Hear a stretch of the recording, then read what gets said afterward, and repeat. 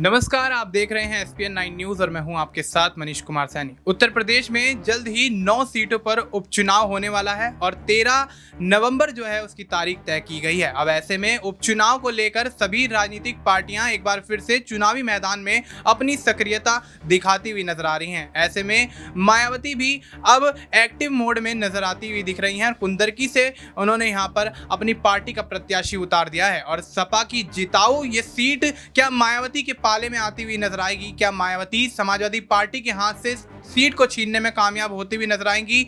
और ऐसे में मायावती अपनी जो खोई हुई साख है उसको वापस यहाँ पर पाने में कामयाब होंगी, क्योंकि जिस तरह से देखा गया लोकसभा चुनाव के दौरान मायावती की पार्टी को एक भी सीट यहाँ पर नहीं मिलती है और देश भर के अंदर एक भी सीट ना मिलने के कारण कहीं ना कहीं भारतीय जनता पार्टी और उनके तमाम NDA के सहयोगी दल मायावती के खिलाफ यहाँ पर बयानबाजी करते हुए नजर आते हैं। अखिलेश यादव उनको घेरते हुए नजर आते हैं। अब क्या मायावती एक बार फिर से उपचुनाव में जिस तरह से उतरती हुई नजर आई हैं, राजनीति में कमबैक कर पाएंगी, सीटें निकालने में कामयाब होंगी? तमाम मुद्दे हैं। तमाम मुद्दों पर चर्चा के लिए हमारे साथ हमारे वरिष्ठ सहयोगी अमन सर मौजूद हैं। सर, बहुत बहुत स्वागत है आपका। सर, किस तरीके से देखते हैं पूरे सिनेरियो को? मायावती ने यहाँ पर जो कुंदरकी से प्रत्याशी उतारा, उसके बाद कहीं ना कहीं भारतीय जनता पार्टी और समाजवादी पार्टी के खेमे में देखा जाए तो सियासी हलचल मचती हुई नजर आ रही है। खासतौर पर अगर बात की जाए तो समाजवादी पार्टी, क्योंकि समाजवादी पार्टी की जिताऊ सीट रही है, गढ़ की सीट रही है कुंदरकी। तो क्या लगता है, क्या समाजवादी पार्टी के इस वोट बैंक में सेंधमारी यहाँ पर मारती हुई नजर आएंगी मायावती? देखिए, मायावती के लिए बिल्कुल अभी अपने आप को एस्टैब्लिश करना बहुत ज़रूरी है उत्तर प्रदेश में, क्योंकि यही मायावती हैं जो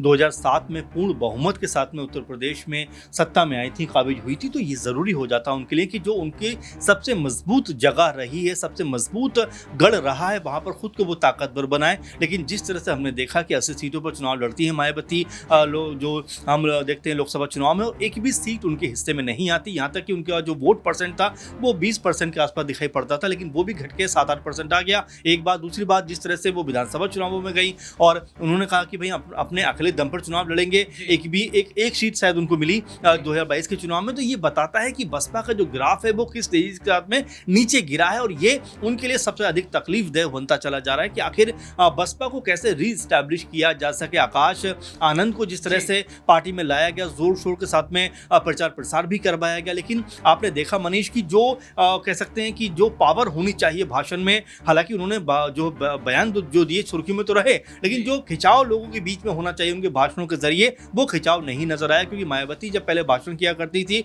तो लोग उनकी तरफ खींचे चले आते थे, लेकिन यहाँ पर आकाश आनंद कुछ वैसा करने में असफल रहे हैं। इसीलिए लगातार दबाव ये बढ़ रहा है कि क्या BSP यहाँ पर खुद को एस्टैब्लिश कर पाएगी। पहली बार ऐसा हो रहा है कि उपचुनाव में BSP अपने प्रत्याशी को उतार रही है ताकि अपने आप को मजबूत कर सके। कुंदरकी की सीट का आप जिक्र कर रहे हैं, जाहिर बात है कि ये सीट सपा का गढ़ रही है। इससे पहले हमने देखा है कि जो संभल का पूरा इलाका है, ये शफीकुल बर्क उनका पूरा इलाका का कहा जाता था, और यहाँ से अगर देखा जाए तो उनके पोते जयाउल हक वो चुनाव जीतते रहे हैं। तो यहाँ पर BSP के लिए अपनी जीत को कह सकते हैं सुनिश्चित करना बहुत मुश्किल होने वाला, क्योंकि अगर उनके प्रत्याशी की बात की जाए तो रिफाकत उल्ला खान है उनके प्रत्याशी, और जाहिर बात है कि मुस्लिम कार्ड वो खेलती हुई नजर आती है। मुझे अभी भी यही लगता है कि BSP कहीं ना कहीं BJP के लिए कहीं प्रॉफिट का काम ना करती हुई नजर आ जाए, क्योंकि आपने देखा है कि अक्सर वो उन जगहों पर मुस्लिम प्रत्याशी उतारती हैं जहां पर सपा मजबूत होती है, और यहां पर सीधा सीधा फायदा BJP को होता हुआ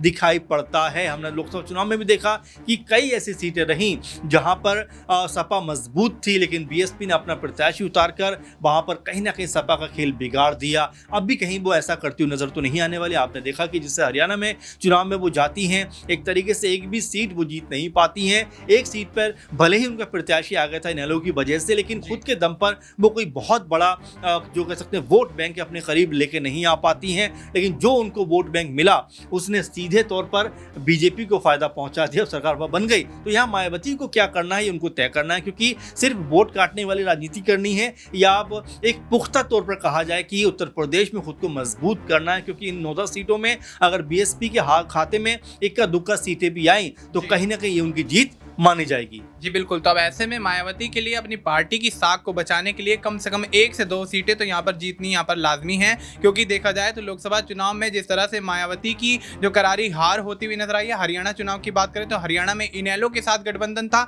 अभय सिंह चौटाला के साथ ये सियासी मैदान में ताल ठोकती हुई नजर आ रही थी, लेकिन मायावती को वहां से भी निराशा का सामना करना पड़ा और उनके हाथ एक भी सीट नहीं लग पाई। लेकिन अब उपचुनाव में जिस तरह से माहौल बनाती हुई नजर आ रही है, देखा जाए तो अब कहीं ना कहीं मायावती एक बार फिर से अपनी पार्टी को रिस्टैब्लिश करती हुई नजर आ रही हैं। क्या उनका रिस्टैब्लिश करना यहाँ पर उनके लिए फायदेमंद साबित होगा और उनका क्या सियासी भविष्य रहने वाला है, ये भी कहीं ना कहीं बड़ा सवाल बनता हुआ नजर आता है। सर, अगर देखा जाए तो 2007 के बाद की अगर बात की जाए तो मायावती की पार्टी का जो ग्राफ है वो लगभग गिरता हुआ नजर आया, यानी कि यूं कहें सीधे तौर पर कि हार का सामना उनकी पार्टी को करना पड़ा है। उनके हाथ जो सीटें थी, चाहे लोकसभा की बात कर लें चाहे विधानसभा की बात कर लें, सभी सीटों से उन्होंने हाथ धोया है। और ऐसे में क्या लगता है, क्या एक बार फिर से 2007 के बाद जो यहाँ पर ग्राफ उनकी पार्टी का गिरता हुआ नजर आया, उस ग्राफ को उठाने में यहाँ पर मायावती कामयाब होंगी? उसके लिए क्या यहाँ पर रणनीतियां बदलनी पड़ेंगी या फिर चेहरे बदलने पड़ेंगे? देखिए, बिल्कुल जाहिर बात है, क्योंकि मायावती का जो वोट बैंक है वो 20-22% जो है वो उनका परंपरागत वोट बैंक माना जाता है, यानी कि वो मायावती को मिलेगा ही मिलेगा।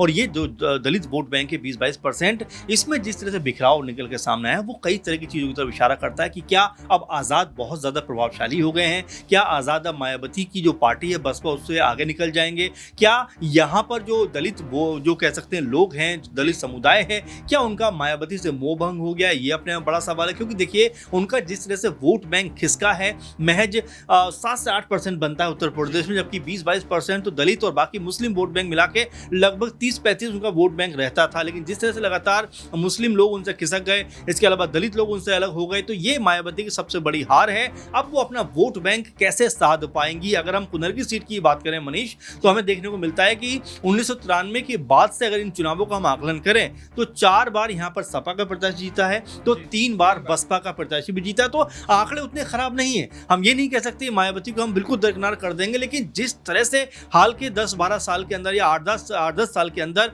ग्राफ गिरा है मायावती का, वो कई तरफ की चीजों पर इशारा करता है कि किस तरह से वो अपने जो परंपरागत वोट बैंक है उसके ऊपर कब्जा अपना जमा सकें, उसको अपनी तरफ कर सकें। क्योंकि अगर वो इन लोगों को अपनी तरफ मिला पाती हैं तो उनके लिए एक राहत भरी खबर हो सकती है, क्योंकि जातिगत समीकरण साधने में मायावती से ज्यादा बेहतर मेरे ख्याल से कोई भी नहीं है। 2007 का आप देखिए, उसमें सवर्ण हो, ओबीसी हो, एसटी एसटी हो, तमाम जो लोग थे उनको जिस तरह से उन्होंने चुनावी मैदान में उतारा, जिस तरह से लोगों को अपनी पार्टी में शामिल किया, वो कहीं ना कहीं उनकी सबसे बड़ी ताकत था। लेकिन जिस तरह से हमने देखा है बीते 5-6 साल में तमाम बड़े बड़े लीडर्स उनकी पार्टी छोड़कर चले गए। अभी भी अगर देखा जाए 19 में 10 सांसद उनके पास थे, लेकिन इक्का दुक्का सांसद छोड़कर कोई भी उनके साथ में नहीं रहा। तो ये उनकी सबसे बड़ी असफलता है कि लोग उनके पास रुक नहीं पा रहे हैं। एक जो मैनेजमेंट होना चाहिए पार्टी लेवल पे वो नहीं हो पा रहा है, और जो लोग रह भी गए हैं वो उतने प्रभावशाली नहीं है कि बीएसपी को कह सकते हैं कि एक बार फिर उसी अर्श पे पहुंचाया जिस समय एक बार वो हुआ करती थी।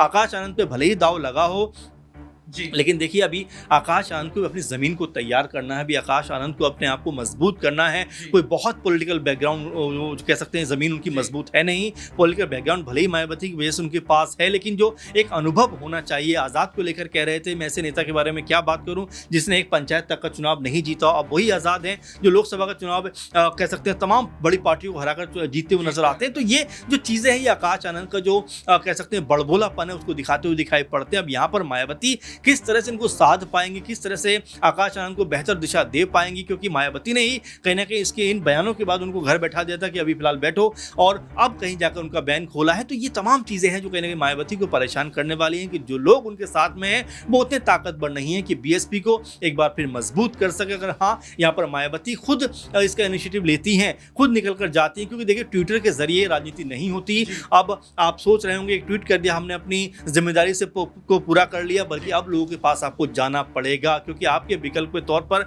न सिर्फ आज़ाद मौजूद है बल्कि कांग्रेस पार्टी, सपा और तमाम ऐसे दल हैं जिनकी तरफ दलित जो समुदाय है वो उम्मीद भरी नजरों से देख रहा है। क्योंकि जब से 37 सीटें जो सपा को और 6-7 सीटें कांग्रेस को मिली हैं, उसके बाद से लगातार जो दलित वोट बैंक है उसको ये कहा जा रहा है कि भाई दलित जो है अब मायावती के ही पीछे नहीं चलेगा, बल्कि दलित उसके पीछे चलेगा जो उनके विकास का कार्य कर सके। जी बिल्कुल। तो अब ऐसे में दलितों को विकास चाहिए और मायावती को अपनी सियासी जमीन सीन। तो अब ऐसे में मायावती किस तरह से दांव पे चलती हुई नजर आएंगी।